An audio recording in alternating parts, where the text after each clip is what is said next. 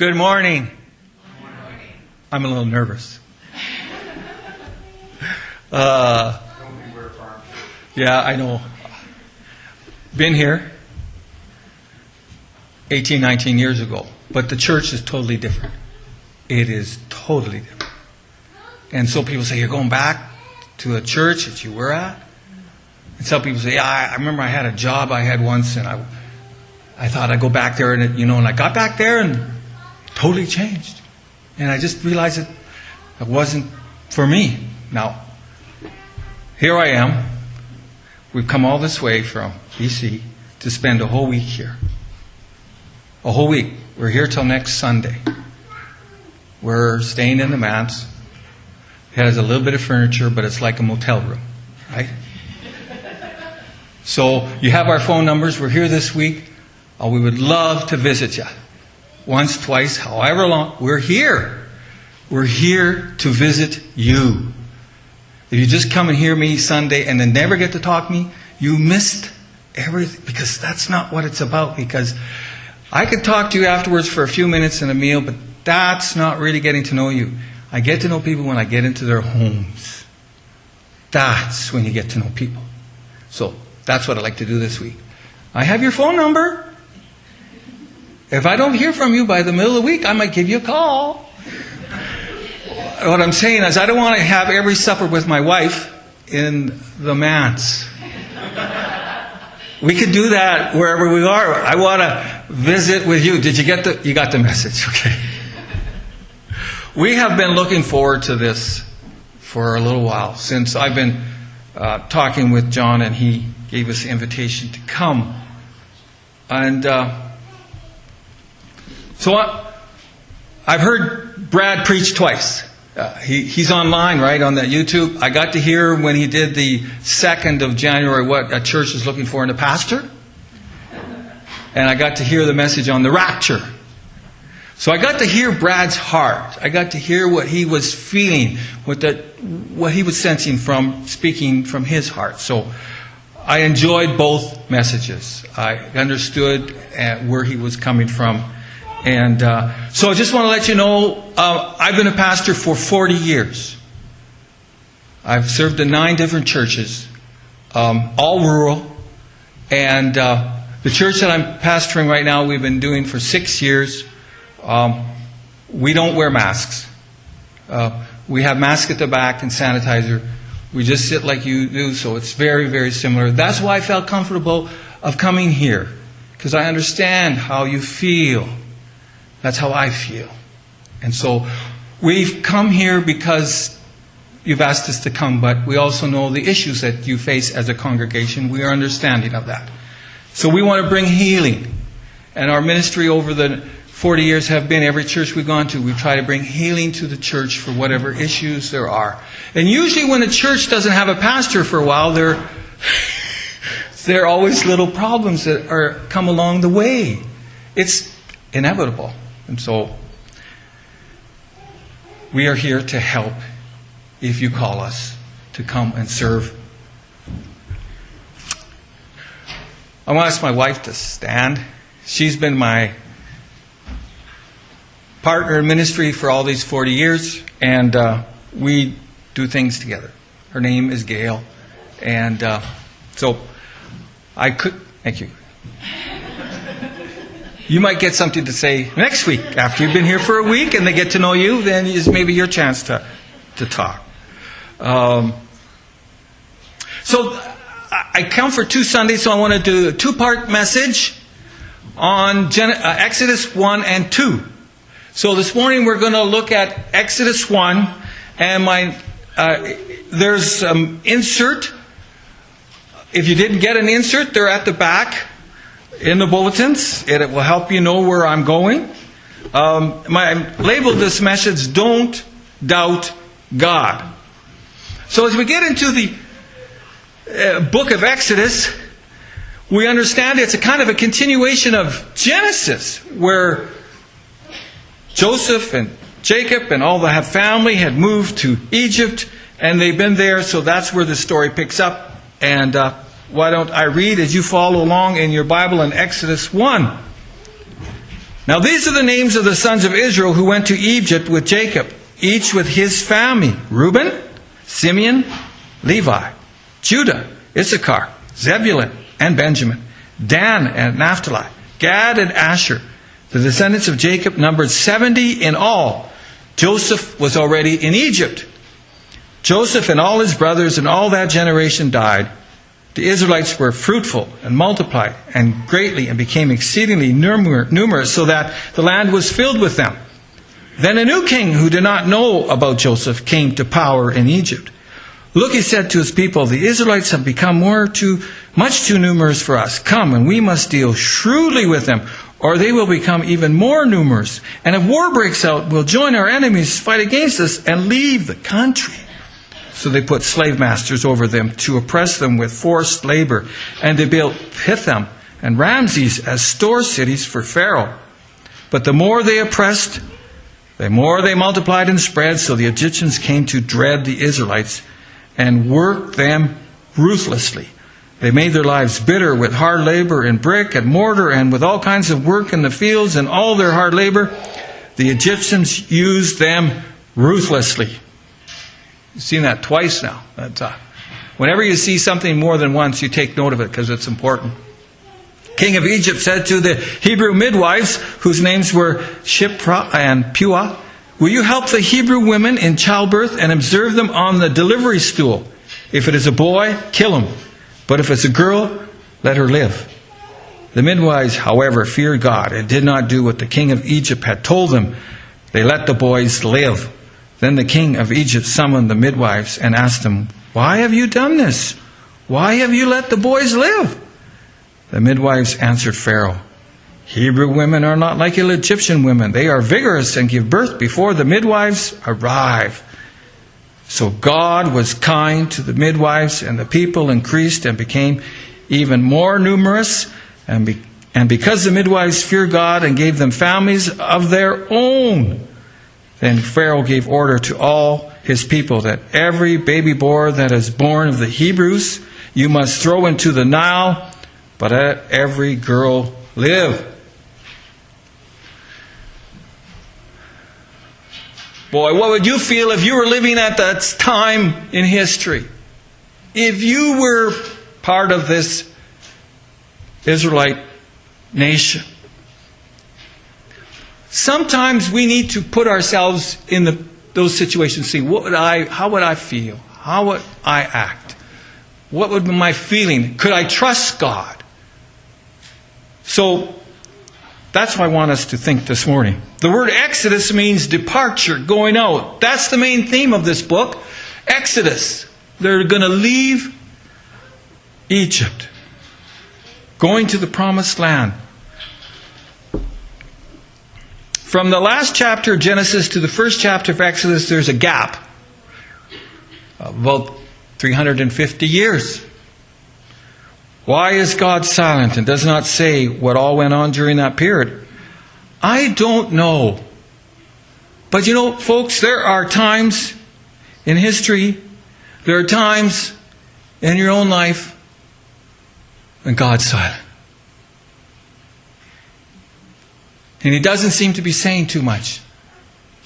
And we wonder, is He still there? Does He know what's going on? Does He see?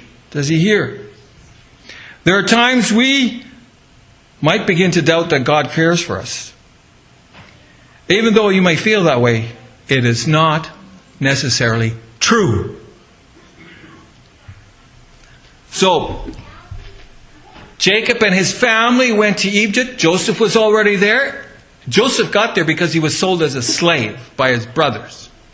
We've been doing our Bible study in the church I'm serving. We're going through the book of Genesis, and we kind of taken our time through it, and it has been fascinating to see the life of Joseph and to see what he went through and to understand that God had sent him ahead of time, even though his brothers sold him and hated him. Who was sending him ahead? God was. So God had already sent these people, Joseph there with it, and now the whole family moved. You know the story, the whole family moves there now after some 350 years. Or here we are now, Exodus. They're grown to be About 1 million people. So they've really multiplied a lot. Isn't that what God said to us? Be fruitful and multiply. We get that in Genesis. Now, I saw that this morning. In Genesis, God said, be fruitful and multiply. And that's what the people are doing here. So God is carrying on His mandate that we be fruitful and multiply. Pharaoh's trying to stop that. He's against God and His plan. That's what we see from Pharaoh here as we look at this story. So, number 1 point. Trust God when you remember His past blessings. Verse 7. But the Israelites were fruitful and multiplied greatly and became exceedingly numerous, so the land was filled with them. As you read this, does this sound like God has deserted or forgotten them? No, it sounds like God has been with them all the time. We need to remind ourselves of God's blessings. Bless the Lord, O my soul, Psalm 103 says, and all that's within me, bless His holy name. Bless the Lord, all my soul, and forget not all His benefits, His blessings. Okay. Psalm 77:11. I remember the deeds of the Lord. Yes, I remember your miracles of long ago. Have you remembered when God answered a prayer for you in the past? When God was with you and He took care of you?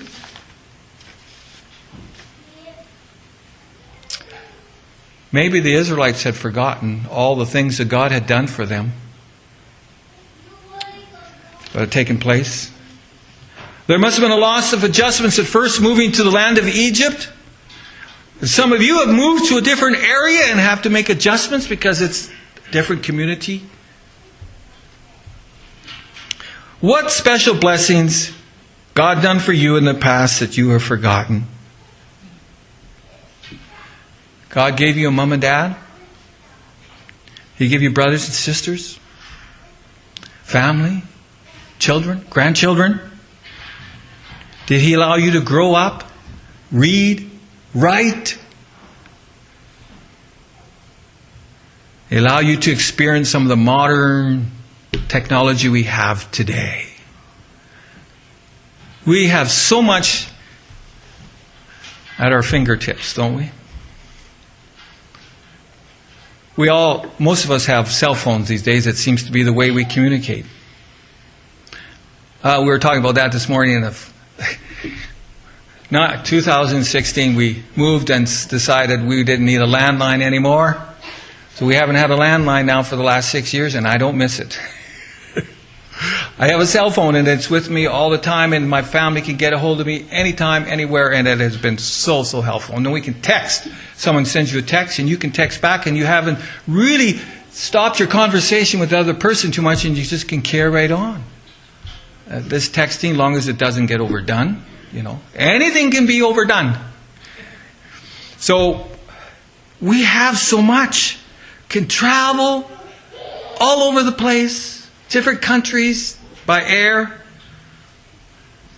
driving, so much. So I have an assignment for you today, sometime today. Maybe it's not at dinner time because we'll be visiting, but at supper time, when you're with your family, I want you to take time before you have your meal to sit down and maybe name 3 or 5 blessings that you're thankful for, and go around the table and just say, what are we thankful for? Just do that. It's a wonderful exercise. You would really appreciate what God has done. It is really, really important. What if God cannot take time to bless us today because we would not take time to thank Him yesterday? What if God decided to stop leading us tomorrow because we did not follow Him today? What if we never saw another flower bloom because we grumbled when God sent rain? Now those are just what ifs. Okay, just please understand, they're just what ifs. What if God did not walk with us today because we failed to recognize it as His day? What if God took away the Bible tomorrow because we would not read it today? What if God took away His message today because we failed to listen to His messenger? So, trust God when you remember your past blessings. It's just really important. And I would think that the children of Israel would do that. Can you remember some of God's blessings? And for them, they might have forgotten. Folks, it only takes one generation before you lose the faith. Maybe you're a Christian and your wife is a Christian or your husband's a Christian and maybe your kids are, but to the next generation, are they going to follow the Lord? And the generation after that? It just takes one generation. It's just so quickly to lose walking with God. Okay, so here we are. Number 2, trust God when it seems dark and difficult at the present time. Verses 8 to 14. Then a new king came who did not know about Joseph and came to power in Egypt, and the Israelites became too numerous for us. We must deal shrewdly with them. And they're going to get too numerous, and they may leave the country, so they got to put them into forced slavery. Forced slavery. You don't want to be a slave to your job, do you? Someone says that you're a slave. He saw the foreigners and he didn't know what to do with them because they're growing, multiplying. He took no pity on them. They probably had to work under the hot sun, sweat, aching backs, tired muscles, blisters on their hands, feet, scratches, scrapes on different parts of their body. Their skin would feel like rubber. And I don't think they had too many coffee breaks.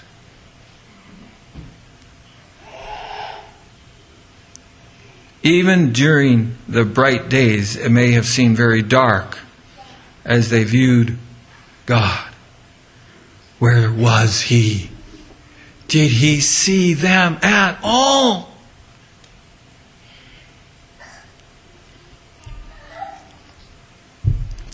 How about you? You got some dark days in your life? Whatever you're facing, there are some dark times in our lives. And we're wondering, is God there? During the Boer War, 1899 to 1902, a man was convicted of a very unusual crime. He was found guilty of being a discourager. South African town of Ladysmith was under attack, and the traitor would move up and down the lines of soldiers who were defending the city and do everything to discourage them. He would point out the enemy's strength, the difficulty of defending against them, and the city would be captured. He didn't use a gun at all in his attack. It wasn't necessary.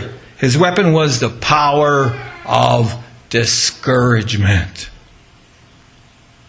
Folks, the enemy still wants to use discouragement today in our lives. Encouragement, on the other hand, can be a powerful friend. It strengthens the weak, imparts courage to the faint-hearted, and gives hope to the faltering. One of the greatest ministries we can have is encouragement to lift the spirits of fellow believers. That's one of the main tasks of a pastor shepherd, is to encourage the people. Because you come and you may have had a bad week and you wonder, how am I going to make it through? Will God be there? Yes, He will be. He said, I will never leave you nor forsake you. Never leave us. We have the Holy Spirit living in us. That is a sign. We're His child. And He said, I would never leave you. What time of the day or night do you begin to doubt the most that God cares about you in your life? It may be at night when you can't sleep and your mind begins to wander and think, of all the negative thoughts. You imagine the worst. You think of scenarios that might happen and you begin to worry and doubt. And when it is dark, you think more negative thoughts than when it is light outside. You know, it's light outside, it's nice. So that's why wintertime is hard.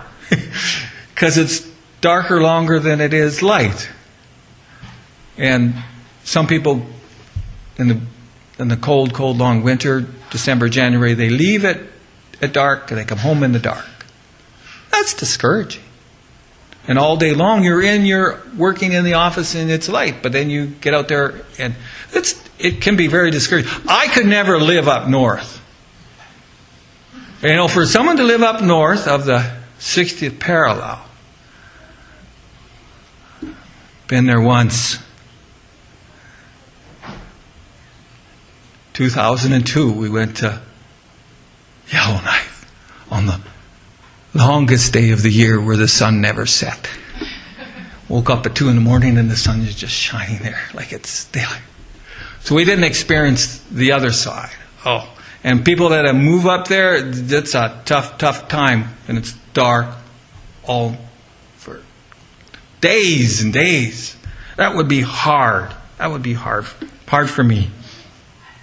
This Stuart Briscoe, pastor, said, discouragement comes when you try to start with what you wish you had but don't have.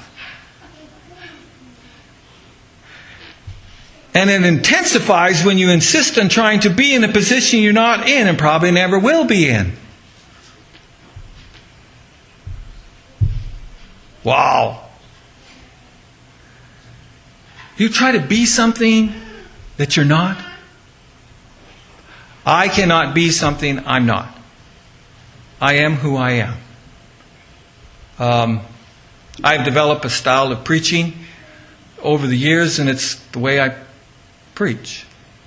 For the most part, people enjoy it. There was one church where they wanted me to have more biblical content in. I wasn't given enough teaching. That was the only time in all my 40 years I had someone tell me to improve my sermons that way. And I understood what he was saying. But the chairman came to me and says, by now, he says, you probably have developed a style and it's pretty hard to change. And I said, yeah, you're right. The older you get, harder it is for you to change. You develop certain ways of doing things. Viktor Frankl, the German Jewish doctor who was arrested by the Gestapo during World War II, he was being interrogated by the Nazi secret police. He was stripped of all his possessions, his clothes, jewelry, wedding band. His head was shaved. He was taken from the prison cell, placed under bright lights, and questioned for hours. He underwent many savage, senseless tortures.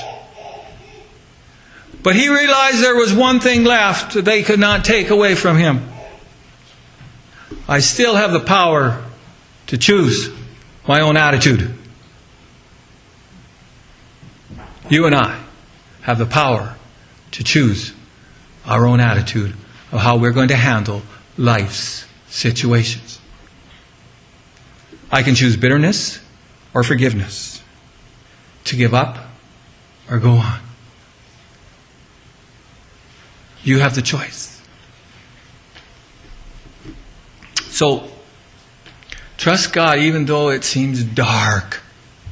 And they must have felt that way as their lives got harder and harder under this forced labor. Thirdly, trust God when His promises seem far away. And now it gets worse. Verse 15, the king of Egypt said to the Hebrew midwives, when you help the women in childbirth and observe, if it's a boy, kill him. If it's a girl, let them live. That was the mandate from the king. That was the law. That they were supposed to do that way. But these midwives did not listen to him. They feared God. It says, however, feared God and did not do and let the boys live. See, God's plan was to be fruitful and multiply. And he was contradicting God's plan by killing. And abortion is not God's plan.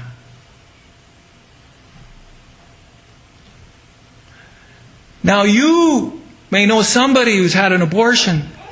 It's not the end of the world. But they have to deal with now what they're going through. And many women are suffering emotionally because of their abortion that they had, even maybe before they became a Christian. And we in the church need to encourage those people. God still loves them, even though they've done that.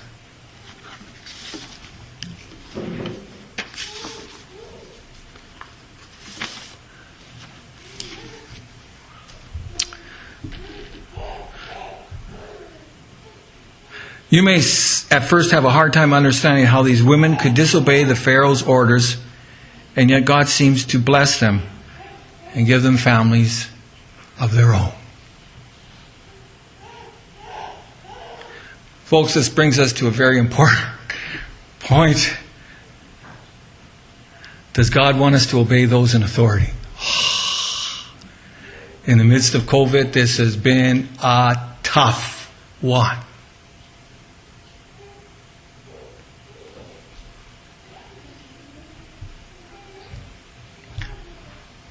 I've been a pastor now these 40 years. I've never gone through what I went through these last 2 years. Never in my ministry, never in my life, I have to do what we had to face. Just didn't seem right. Our little church there in Barrier, we decided to stay open. We were only 15, 16 to 20. That was our number. Then we could, because the mandate from the government was you could be under 50 and be okay. We didn't wear masks, but in our church there are 9 of them. One family has 9 kids. Mom and dad, it's 11. 11 out of 17, 18. Can you imagine? There's only 6 other people. So it didn't really seem to apply to us. So we kept going through the whole year of 2020, kept meeting. Not a problem. But then all of a sudden, November 22nd, 2020, BC government shut everything down. Everything. What were we going to do as a church? I wanted to keep meeting. We were just 62. Chairman says, no, we need to abide because we don't want to. So for 4 months, December, January, February, March, a year ago, the government gave me a sabbatical. The government of BC gave me a sabbatical. I didn't preach. I didn't lead a Bible study for 4 months, and I was paid. The church continued to pay my salary. I continued to serve. I did drive-by visits. I would just drive by and visit a home here and visit a home there. That's why I continued to serve until they opened it up, and now we've been meeting all this time. So I understand as a pastor what we in our world have faced over the last 2 years, and it has been so hard. It has divided families, it divided churches, it's just been very, very, very divisive. And if you call me for your pastor, I don't want to bring division, I want to bring unity. I understand both sides of the issue, and I want to work together with both sides.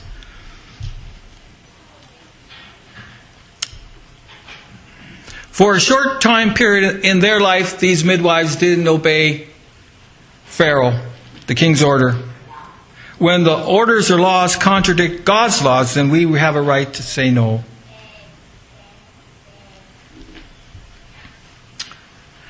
Pharaoh did not succeed with the midwives. He now gives an order that every baby born to be boy to be born to be thrown in the Nile River. He's truly trying to wipe out the Israelites. What about in our society today? You've heard it in China that if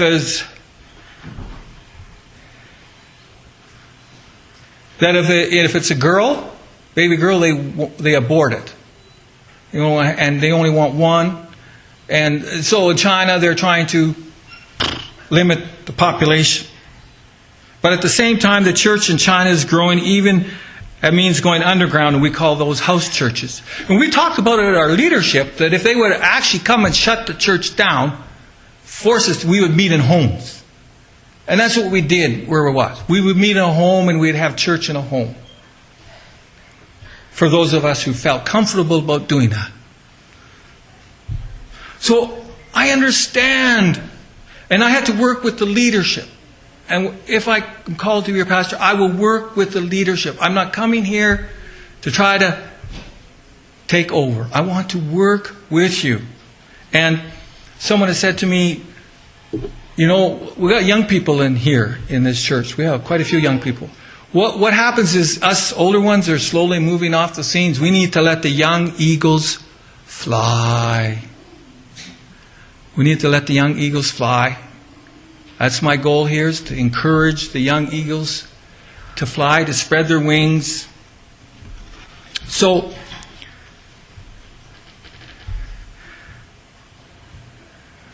don't doubt God when you remember His past promises. Don't doubt God when it's dark, and don't doubt God when it seems it's at the worst. 3 lessons Chuck Swindoll shares is: hard times don't erase God's promises. Harsh treatments doesn't escape God's notice. And heavy tests don't eclipse God's concern. God sees it all. So I'm going to leave you with a story to give you an illustration of how you might respond in life. A young woman went to her mother and told her about her life and how things were so hard. She didn't know how she was going to make it and wanted to give up. She was tired of fighting and struggling. It seemed as one problem was solved, a new one came around. Her mother took her to the kitchen and filled 3 pots with water and placed them each on the high fire. Soon the pots came to a boil. In the first pot, she placed carrots. In the second, she placed eggs. And the last pot put in coffee beans. She let them sit and boil without saying a word. 20 minutes, she turned off the burners. She took the carrots out and placed them in a bowl. She pulled the eggs out and placed them in a bowl. And then she took the coffee out and placed it in a bowl. Turning to her daughter, she asked, "Tell me what you see." And the girl said, "Carrots, eggs, coffee." Her mother brought her closer and asked her to feel the carrots. She did and noticed they were soft. Many other asked to take the egg and break it. And breaking off the shell, she observed it was a hard-boiled egg. Finally, the mother asked the daughter to sip the coffee. The daughter smiled and tasted its rich aroma.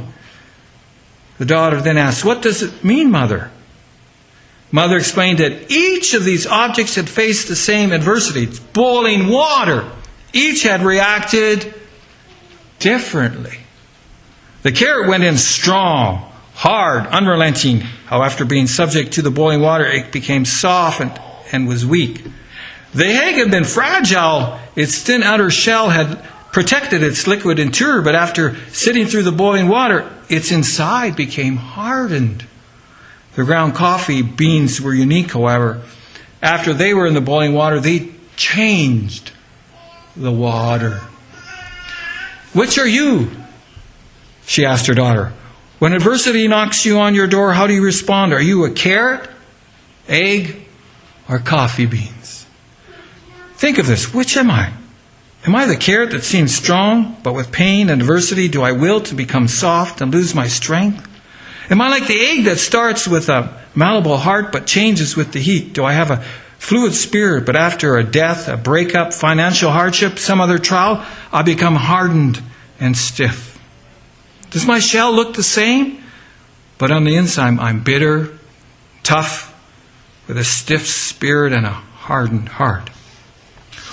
Or am I like the coffee bean? The bean actually changes the hot water, the very circumstance that brings the pain. When the water gets hot, it releases the fragrance and flavor. If you are like the bean, when things are at their worst, you get better and change the situation around you. When the hour is the darkest and trials are the greatest, do you elevate yourself to another level? How do you handle adversity? Are you a carrot, an egg, or a coffee bean. May you have enough happiness to make you sweet, enough trials to make you strong, enough sorrow to keep you human, enough hope to keep you happy. The happiness of people doesn't necessarily have the best of everything. They just make the most of everything that comes along their way. The brightest future will always be based on a forgotten past. You can't go forward in life until you let go of your past failures and heartaches.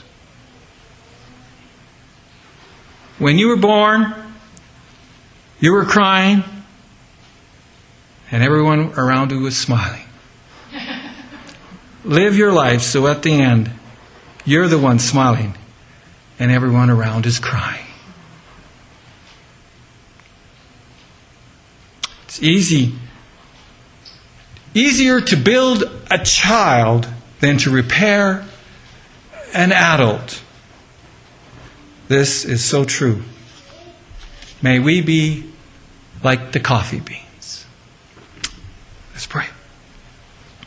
Lord, thank you for the lessons that we learn from your word, especially from this story in Exodus.